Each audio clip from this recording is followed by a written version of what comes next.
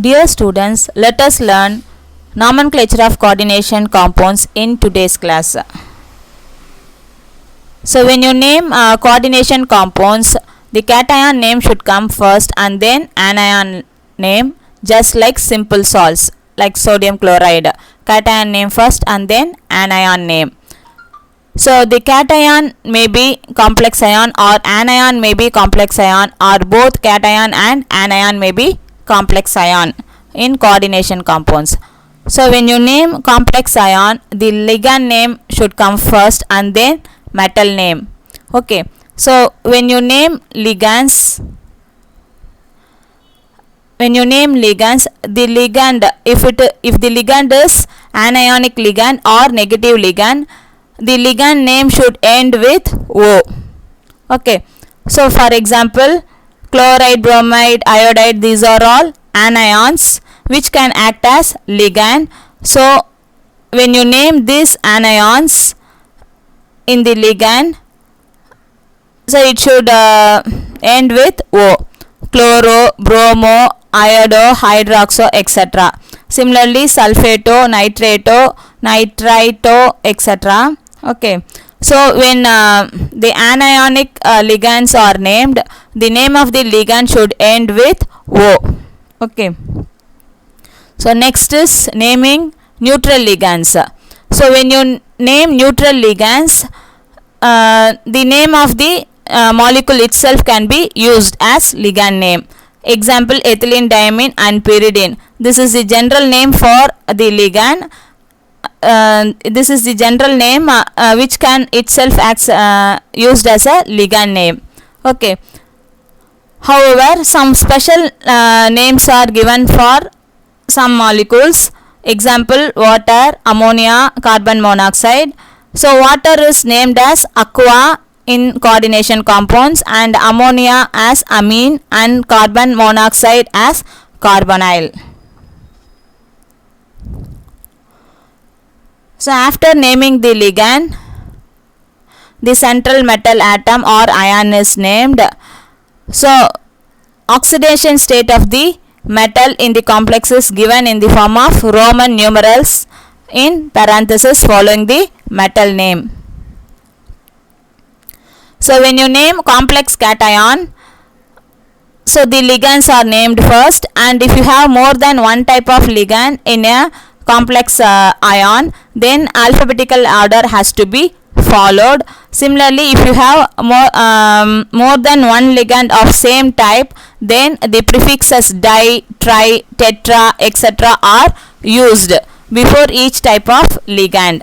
Okay, similarly, if you have di, tri, the names, the prefixes such as di, tri in the name of the ligand itself, then you have to use bis, tris, tetrakis, pentakis, etc. to designate the number of ligands. Okay, if the complex ion is cation, then the metal name is the same as element. So let us see some examples. So these are examples where the complex ion is cation.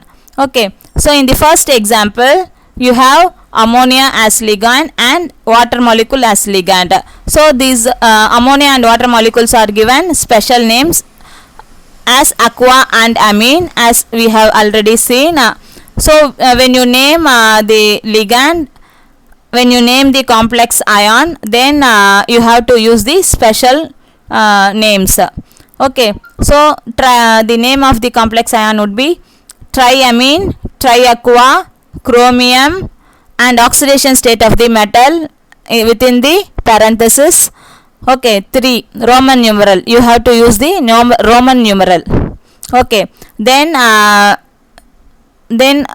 chloride is the simple ion which is given the name chloride itself. Okay, in the second example, we have ammonia as one of the ligand, neutral ligand, and chloro, negative ligand. So when you name this compound, according to alphabetical order, amine comes first and then chloro. So let us name this coordination compound. So 5 ammonia molecules are there, so the name penta. Okay, penta and ammonia is given special name, so amine. Then negative ligand, so the negative ligand should end with O. The name of the negative ligand should end with O, so chloro. So pentamine, chloro, and then name of the metal, platinum. So platinum, and oxidation state of the metal within the parenthesis 4. Okay, this is the name of the complex cation. Pentamine, chloro, platinum 4, name of the cation. Then comes name of the anion. So here the anion is sulfate. So anion is a simple ion. So name of the anion, that is sulfate itself, is given as the name. So pentamine, chloro, platinum 4 sulfate would be the name of this complex compound. Okay. So in the third example, we are having ethylene diamine as the ligand. Since in ethylene diamine we have di as the prefix present already, so here we cannot use tri. Okay, instead of tri we are using tris. Okay, so tris ethylene diamine cobalt, and within the oxidation, within the parenthesis oxidation state is given. Then here the simple anion is chloride, so the name chloride. Okay, so the name of this compound is tris ethylene diamine cobalt 3 chloride.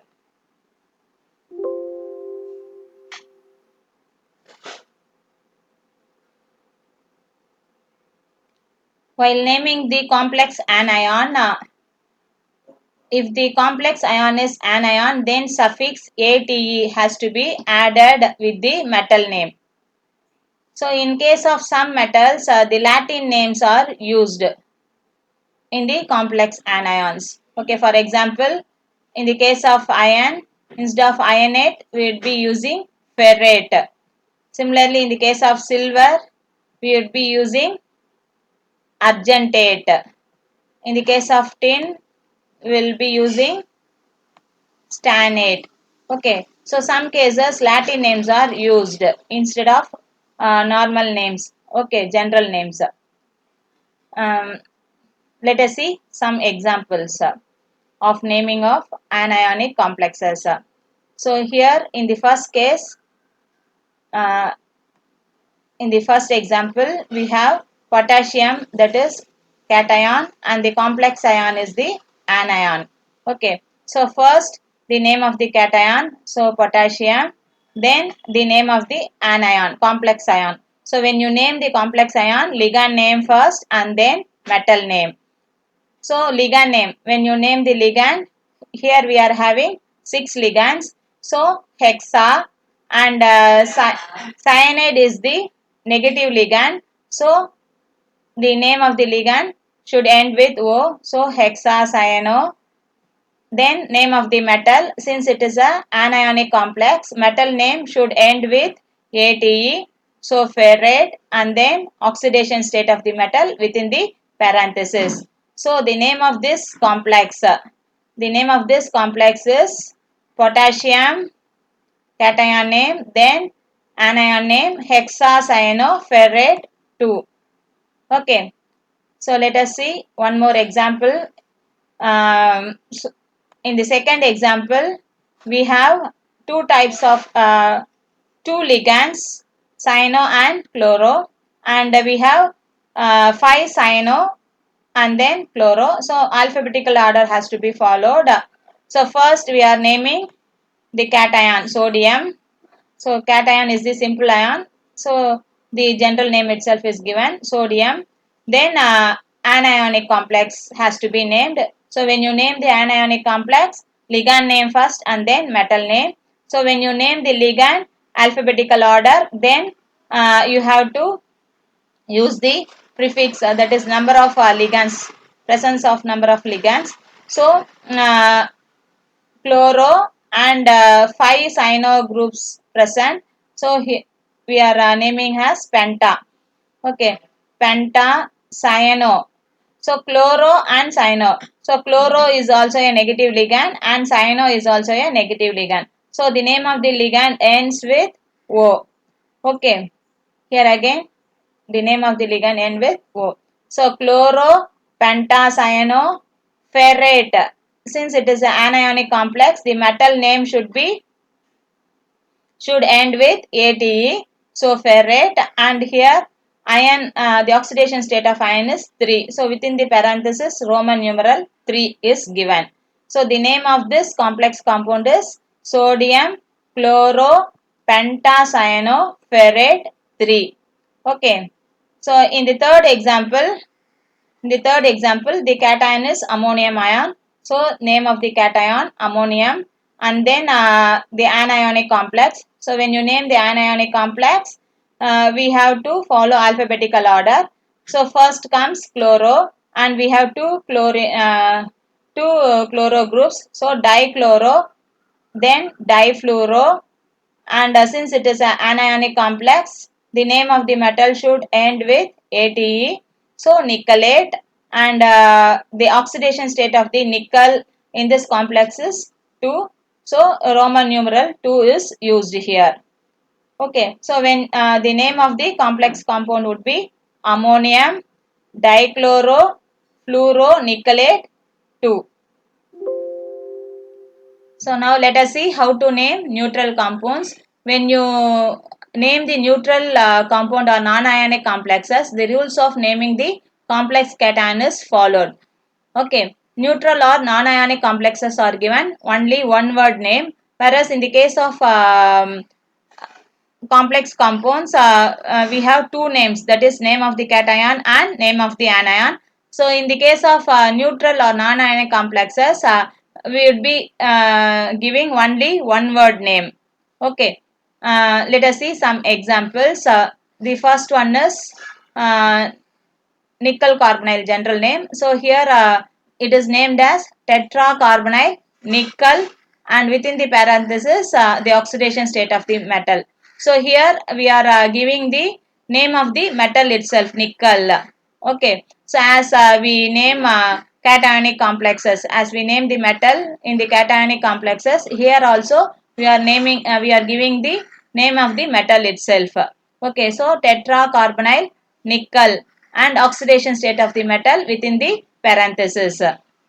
Next example is triamine trichlorocobalt, and oxidation state of the metal within the parenthesis. Okay, and next is diamine tetrachloroplatinum 4. Okay,